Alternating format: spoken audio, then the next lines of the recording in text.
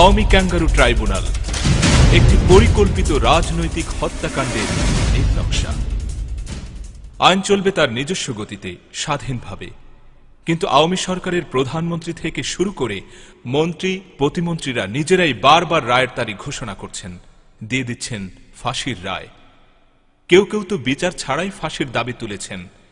এই অবস্থায় বিচারিক কার্যক্রম কি কখনোই স্বাধীনভাবে চলতে পারে?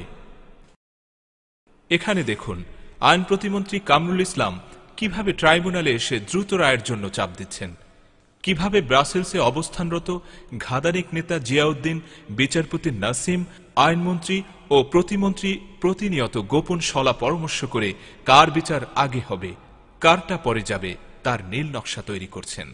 আমাদের তো স্টেট মিনিস্টার যাচ্ছে হবে স্টেট আজকে আসছিলাম আমাকে দেখা করতে সন্ধ্যায়।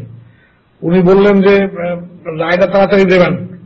আমি বললাম কেমনে দেবো রায়? তো আমরা ডিক্লেয়ার করলে পরে সময় পেলে 1 মাস রেডি করতাম। ওখানে একটু তাড়াতাড়ি চেষ্টা করেন করে টুকু আর কি।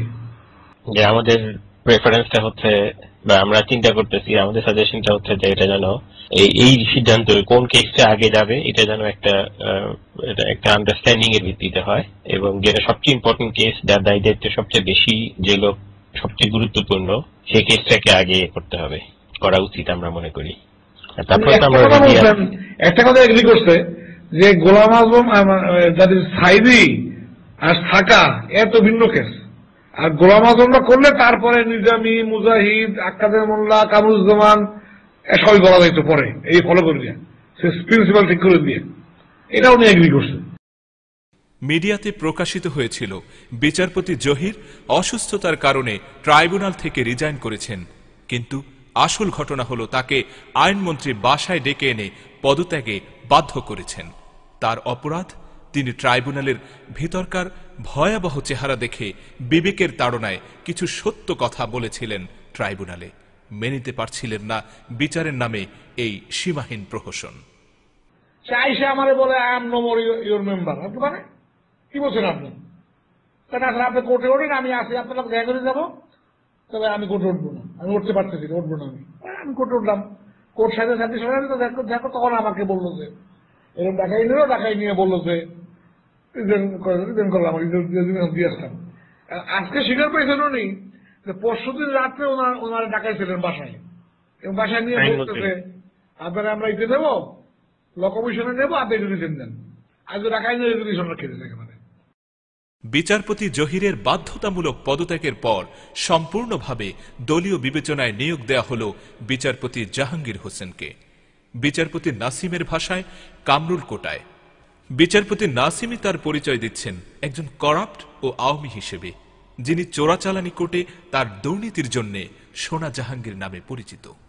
তার নাম হলো সোনা জাহাঙ্গীর। এই এর কোটাতে আসছে আর কি, কামরুল কোটা। আমার ধারণা কামরুল কোটা আছে। আমার মনে হয় সেই রিডিং করছেন যে বাবু হলো জেএসডি আর ওই ঠাকুর হলো সিপিবি, আমরা আওয়ামী লীগ দেবো। রাজনীতির দিক থেকে কোন দিকের মানুষ? আওয়ামী। অন্তত পক্ষে হি ওয়াজ করাপ্ট, এটা বলা যাইবে। বিচারপতির চরম পক্ষপাতিত্বের একটি প্রমাণ দেখুন।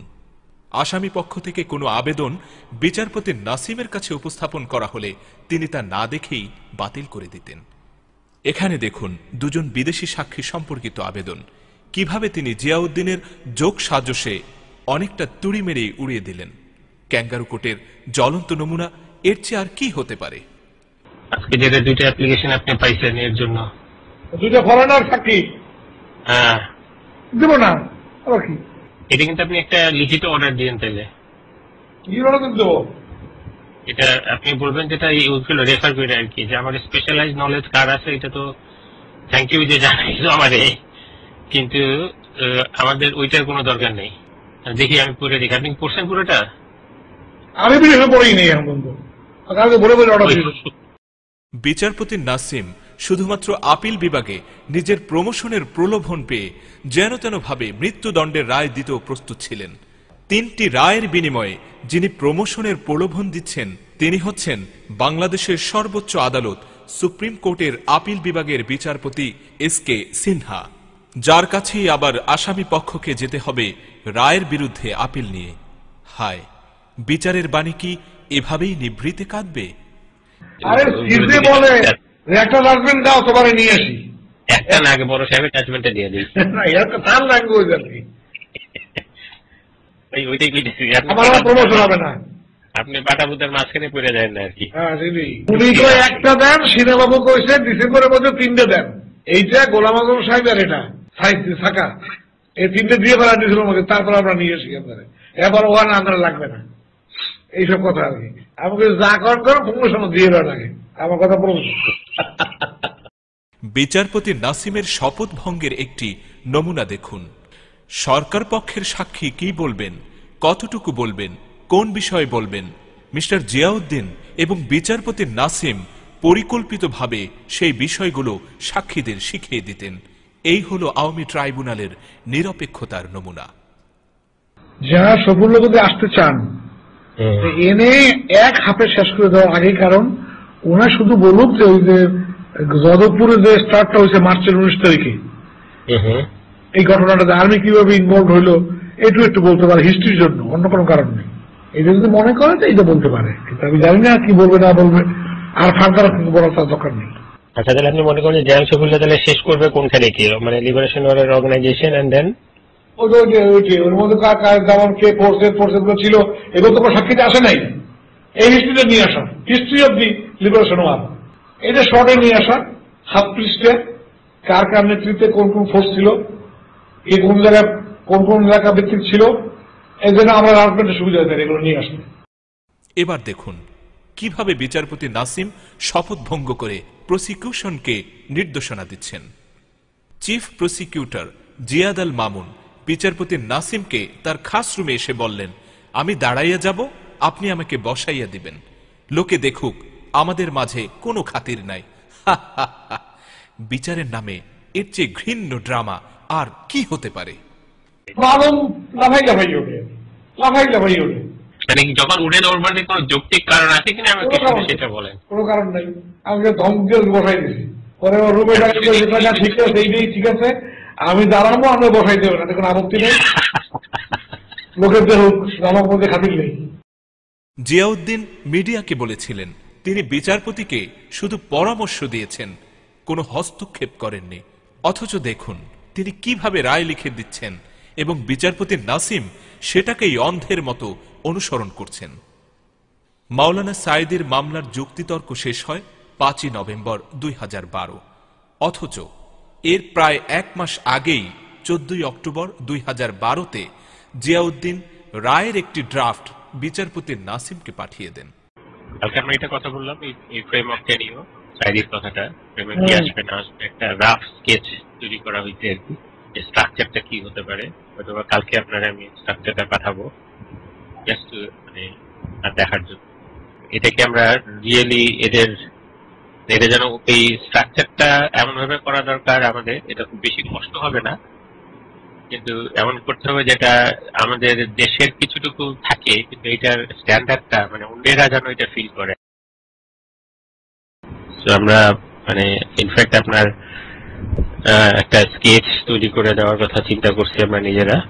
এটা প্রসিকিউশনকে দেওয়া হবে মূলত, বাট এটা আপনার উদ্দেশ্য হলো আপনাকে হোল আউটলাইনটা আমরা যেভাবে দেখি এটাকে করে দেওয়া আর কি, অলমোস্ট স্ট্রাকচারটা তৈরি করা আর কি। এবার দেখুন আওয়ামী ক্যাঙ্গারু ট্রাইব্যুনালের আরেকটি জঘন্য নমুনা।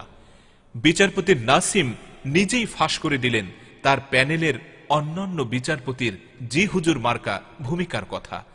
তিনি অবলীলায় স্বীকার করলেন সরকার যাদেরকে বিচারপতি হিসাবে নিয়োগ করেছেন তিনি ট্রাইব্যুনালে যা বলবেন তারা সকলেই তাতে শুধু ইয়েস ইয়েস বলবেন। এটাই সরকার তাকে নিশ্চিত করেছেন। কালকে ছিলেন খুব একটা রাস্তা বদল হয়ে গেলেন, অনেক ভেজাল লেগে যাবে। লাগবে না, আরে বলা হয়েছে যে তুমি চেয়ারম্যান যা করবে খালি ইয়েস কবা, তাহলে তো বলে দাও অফিসে যে তুমি যা বলবা রুমে বলবা, কোর্টে চেয়ারম্যান যা বলবে ওকে। প্রসিকিউশনের একজন সদস্য আরেকজন সদস্যকে কিভাবে দুর্নীতিবাজ হিসাবে চিহ্নিত করেছেন এবার দেখুন তার একটি নমুনা। জিয়াউদ্দিনের নিজের মুখেই শুনুন প্রসিকিউটর হায়দার আলীর দুর্নীতির কাহিনী, চিফ প্রসিকিউটর মালুমের ভাষায়। মালুম ভাই কিন্তু স্ট্রংলি সন্দেহ করতেছে হায়দার আলীকে নিয়ে। এখন এটা কি ওনার প্যারানয়েড নাকি না, মানে খুবই স্ট্রংলি সন্দেহ করতেছে। বলছে যে দেখেন, এখন আমি তো বলতে পারি না আপনাদের কাছে মানে আরেকটা প্রসিকিউটর সম্পর্কে, কিন্তু উনি খুব ম্যাসিভ আকারে, মানে উনি যে ধরনের ওনার বাড়ির যে ব্যাপক আকারে পরিবর্তন করতেছে, যে এক্সপেন্সিভ ইনোভেশন করতেছে, যে গাড়ি উনি কিনছে নতুন গাড়ি, এইটা হয় না আসলে ওনার কথা অনুযায়ী, মানে এটা মিলে না হিসাবে। এই ধরনের অসৎ বিচারপতি দিয়ে যদি বিচার কাজ পরিচালিত হয়, তাহলে কি করে এই ট্রাইব্যুনাল স্বচ্ছ হতে পারে? বিচারপতি নাসিম অকপটে স্বীকার করলেন এই ট্রাইব্যুনাল একটি সাজানো নাটক এবং তিনি এই নাটকের একজন অভিনেতা মাত্র। একটা দুটো ড্রামা তো হয়েছে মনে হইতেছে সাক্ষী টাক্ষী নিয়ে। ড্রামা তো চলেই সবসময়, জজরা তো ড্রামাই করে, বুঝলেন না? স্টেজে আমরা এলাম অভিনেতা। বিচারপতি নাসিম নিজেই যখন অভিনেতা এবং এই ট্রাইব্যুনালকে নাটক বলে আখ্যায়িত করেছেন, তাহলে এই ক্যাঙ্গারু ট্রাইব্যুনাল যে অসৎ উদ্দেশ্যে পরিচালিত হচ্ছে তাতে কোনোই সন্দেহ নেই। দর্শক, চলুন দেখি ট্রাইব্যুনাল সম্পর্কে দেশের বিশিষ্ট ব্যক্তিত্বরা কি বলছেন। স্বাধীনতা যুদ্ধের সময় যারা হত্যা করেছে, যারা রেপ করেছে, তাদের বিচার জাতি চায়, কিন্তু বিচারের নামে রাজনৈতিকভাবে আপনি বেনিফিট নেবেন সেটা মানুষ চায় না। এখানে একজন জাজ চলে গেল, 3 জন জাজে শুনেছে, একজন যে প্রেসিডেন্ট সে রিজাইন করলো, যেভাবে রিজাইন করুক, যে কারণে রিজাইন করুক, সে নেই, তো তার জায়গায় 8 জন শুনেছে, তারা রায় দিয়ে দেবে। আরেকজন তার জায়গায় এসে রফিকুল্লাহ নিজামুল্লাহর জায়গায় এসে বসলো, সে রায় দিয়ে দেবে? সম্ভব? তাই তো বলছে আমাদের ল মিনিস্টার, বলছে তাই হবে, আর নতুন শোনার দরকার নেই, উনি এসে রায় দিয়ে দেবেন। অ্যাবসার্ড কথা এগুলো তো। এইটা পুরোটা আবার শুনতে হবে। হ্যাঁ হ্যাঁ, পুরো শুনতে হবে। সুপ্রিম কোর্টের একজন অত্যন্ত সিনিয়র আইনজীবী, যিনি সিনিয়রিটির দিক দিয়ে এখন সেকেন্ড, তিনি যুদ্ধাপরাধ আদালতের প্রধান বিচারককে বলেছিলেন যে আপনি 3টা রায় দেন, ডিসেম্বরের মধ্যে আপনাকে আপিলের ডিভিশন নিয়ে আসবো। এটা কিন্তু এখন পর্যন্ত ওই বিচারকও, আপিলের ডিভিশনে যে বিচারক আছেন, উনি নিজে না বললে, উনি রেজিস্টারের মাধ্যমে প্রতিবাদ করেন নাই, এবং বিচারপতি নিজামুল হক নাসিমও প্রতিবাদ করেন নাই যে আমি এই ধরনের কিছু বলি নাই। এই শহরের সার্কামস্টেন্সেসে এই বিচারটা প্রথম থেকে কতটা পক্ষপাত শূন্য মন নিয়ে শোনা হয়েছে, এই পুরা প্রসিজারের মধ্যে কোথায় কোথায় পক্ষপাতিত্ব করা হয়েছে, এই প্রশ্ন সবসময় থাকবে। যে জন্য সুবিচারের স্বার্থে, ন্যায় বিচারের স্বার্থে এটা পুনরায় বিচারের আবেদন জানানো হচ্ছে যে পুনরায় বিচার করা। দেলোয়ার হোসেন সাইদিরটা পুনরায় বিচার করার ক্ষেত্রে মওদুদ আহমেদরা যেটা বলেছেন সেটার পক্ষে 2টা যুক্তি আছে। আইনমন্ত্রী বলছেন যে এটা কোনো সমস্যা হবে না, ওনাদের তো কোনো কিছুতেই সমস্যা হয় না।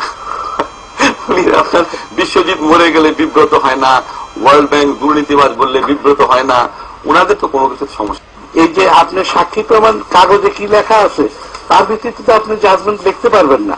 প্রথম কথা, লেখার সময় অনেক ভুল হতে পারে, কারণ যিনি লেখেন, লিখতে গিয়ে সব কথা তো আর উনি লেখেন না।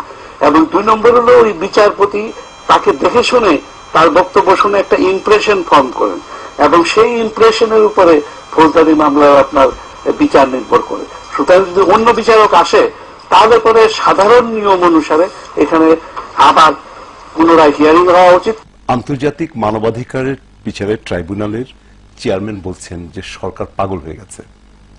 তিনি বলছেন যে ছোট মন্ত্রী, বোধহয় মাননীয় আইন প্রতিমন্ত্রী কামরুল ইসলাম সাহেবের রেফার করছেন, বলছে যে একটা রায় দিন। পৃথিবীর কোন গণতান্ত্রিক দেশে এক্সিকিউটিভ ব্রাঞ্চ জুডিশিয়াল ব্রাঞ্চের উপরে প্রভাব বিস্তার করে বলে একটা রায় দিন? সেখানে তো ইমিডিয়েটলি এই আইনের গ্রহণযোগ্য, এই ট্রাইব্যুনালের গ্রহণযোগ্যতা থাকে না। আমরা যারা যুদ্ধবাদী বিচার চাই, আমাদের চোখের সামনে দুঃখের সঙ্গে বলতে বাধ্য হচ্ছি, মনে খুব কষ্ট নিয়ে বলছি, যে আন্তর্জাতিক মানবাধিকারের বিচারের ট্রাইব্যুনালটিতে ধস নেমে গেল, উপহাসের পাত্র। সরকার এটাকে টোন ডাউন করার চেষ্টা করবে, বলবে যে ষড়যন্ত্র, যেটা বললেন, আওয়ামীপন্থী নাগরিক সমাজ, আওয়ামীপন্থী গণমাধ্যম এটাকে টোন ডাউন চেষ্টা করবে। কিন্তু এই ঘটনার পরে কোন বিবেকমান মানুষ, আপনি বলুন, কোন বিবেক সম্পন্ন মানুষ যিনি বিচার বিভাগের স্বাধীনতায় বিশ্বাস করেন, যিনি নিরপেক্ষ বিচারে বিশ্বাস করেন, বলবেন যে এই ট্রাইব্যুনাল নিরপেক্ষ? তো বলতে পারবেন না, আমি তো বুকে হাত দিয়ে বলতে পারবো না। এটা দুঃখের ব্যাপার। প্রিয় দর্শক বৃন্দ, এতক্ষণ আপনারা শুনলেন বিচারের নামে যে নাটক সাজানো হয়েছে তার কিছু অংশ বিশেষ। মূলত এটি বিচার নয়, বরং প্রতিহিংসার মাধ্যমে বিরোধী দলগুলোকে দমন করার ষড়যন্ত্র। মহান আল্লাহ তাআলা এই ষড়যন্ত্র দুনিয়ার মানুষের কাছে উন্মোচিত করে দিলেন। দুঃখজনক হলেও সত্য, যারাই সত্য ও ন্যায়ের কথা বলছে তাদের উপর জুলুম নির্যাতন করছে এই জালিম সরকার। আন্তর্জাতিক সম্প্রদায়, মানবাধিকার সংস্থা এবং বিশেষজ্ঞদের আশঙ্কা ও মতামতকে উপেক্ষা করে সরকার, বিচারক, প্রসিকিউশন ও অন্যরা মিলে বিচারের নামে যে নাটক মঞ্চস্থ করেছে অবিলম্বে তা বন্ধ করতে হবে। মহান আল্লাহ তাআলা আমাদের সহায় হন।